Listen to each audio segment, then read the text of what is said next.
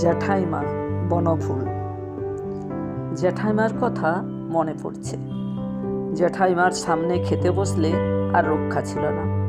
কত রকম যে রান্না করবেন, উচ্ছে ভাজা, পটল ভাজা, আলু ভাজা, এমনকি মাঝে মাঝে লাউয়ের খোসা ভাজাও।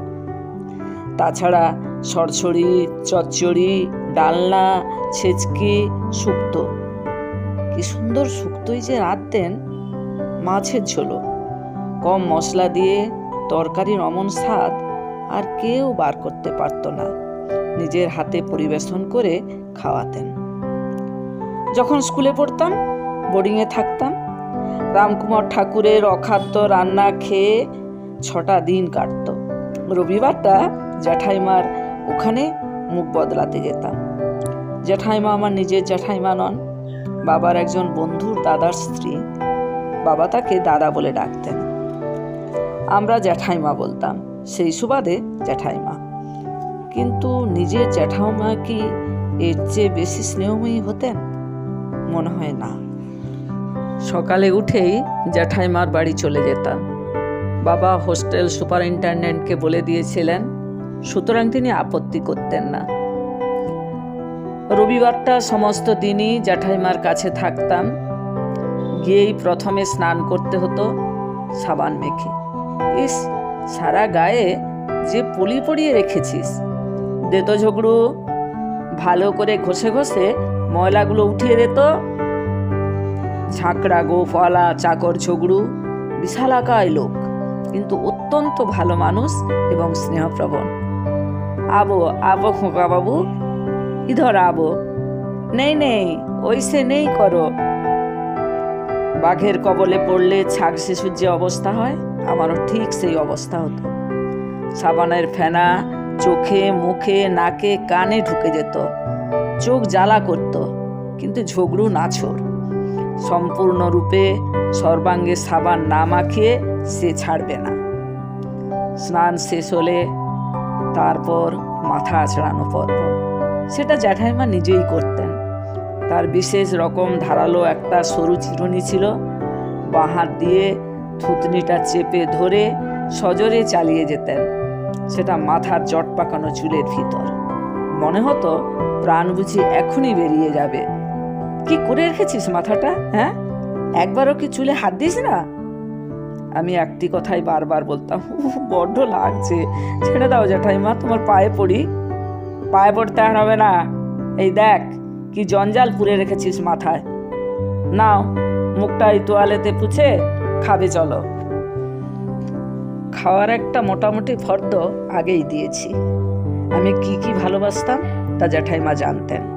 মটর ডালের বড়া, সেমুয়ের পায়েস, মাছের মুড়ো দিয়ে মুগের ডাল, মাছের ফ্রাই। প্রতি সপ্তাহে এর কোনোটা না কোনো হতোই। বোর্ডিংয়ে গিয়ে খাওয়ার জন্য একটা ছোট্ট জারে করে আচার দিয়ে দিতেন। একদিন গিয়ে দেখি লাড়ু করছেন।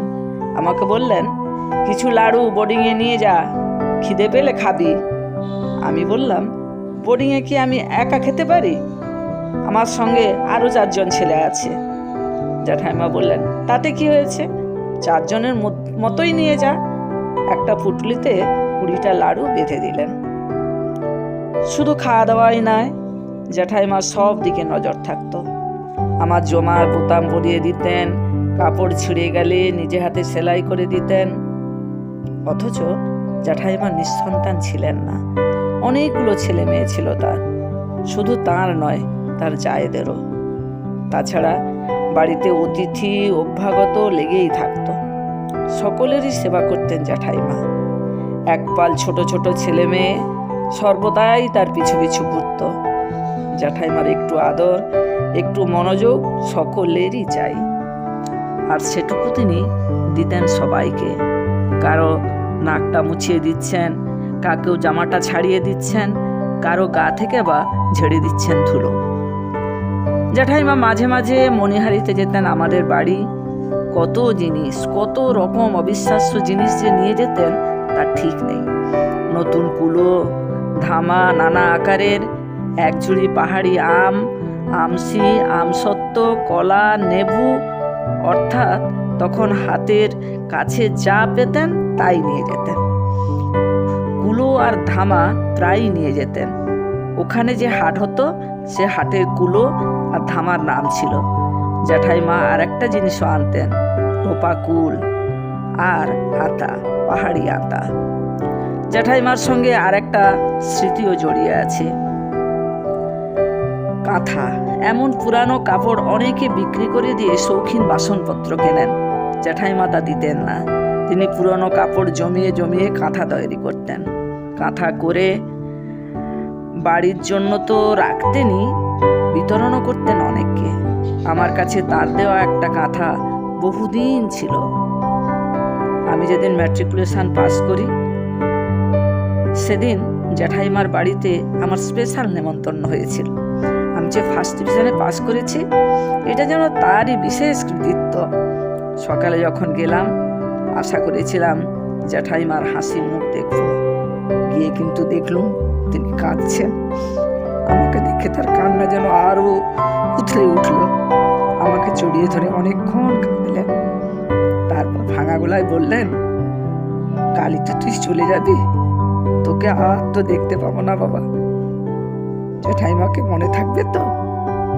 মাথা নাড়ে বলেছিলাম থাকবে, কিন্তু থাকিনি।